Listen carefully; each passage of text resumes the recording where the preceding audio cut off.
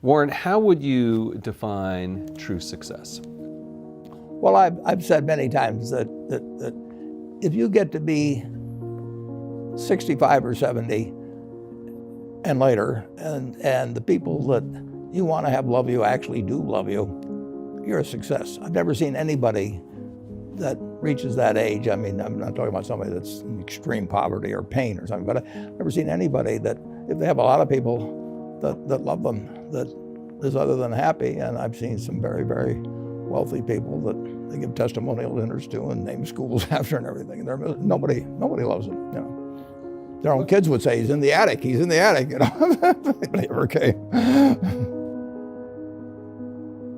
What are, say, 3 pieces of advice you would give to people who are looking to succeed in business? Well, by far the best investment you can make is in yourself. I mean, for example, communication skills. I tell the students that come that they're going to graduate schools and business, and they're learning all these complicated formulas and all that. If they just learn to communicate better, both in writing and in person, they increase their value at least 50%. And, I mean,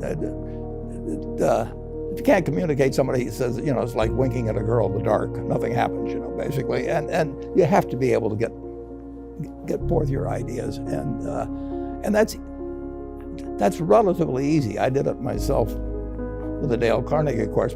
Some people wish I'd taken a shorter course now in terms of my talking later on, but it's just hugely important. And if you invest in yourself, nobody can take it away from you. I mean, the second thing, which I'll get a certain criticism for not living it, but I do tell those students, you know, that if I gave you a car and it'd be the only car you get in the rest of your life, you'd take care of it like you can't believe. Any scratch, you'd fix that moment. You'd read the owner's manual. You'd keep a garage and do all these things, and you get exactly one mind and one body in this world. And you can't start taking care of it when you're 50. By that time, you'll have rusted out if you haven't done anything. So you should really make sure that you just remember that you just got one mind and body to get through life with and to do the most with it. What about life advice? Well, life advice is, you know, the most important thing,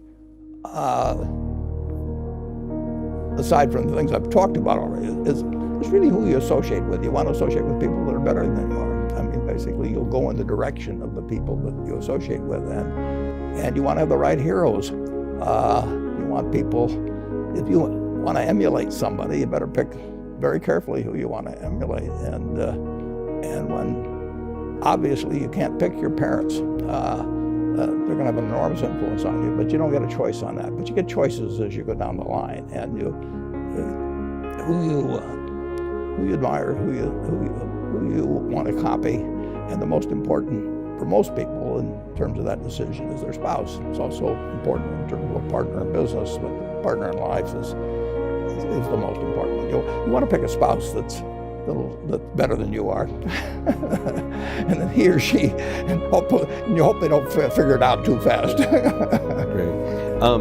Is business school worth it? Depends on the person, but much more than it depends on the school. I mean, I wouldn't worry.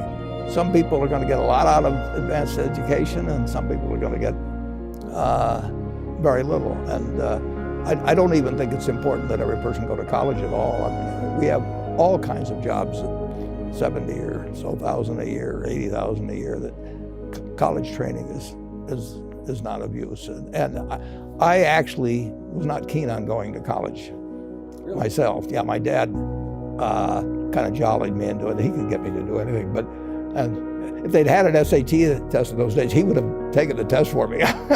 but because I knew I could have a good time, and I liked investing, and I didn't really feel I could read the books.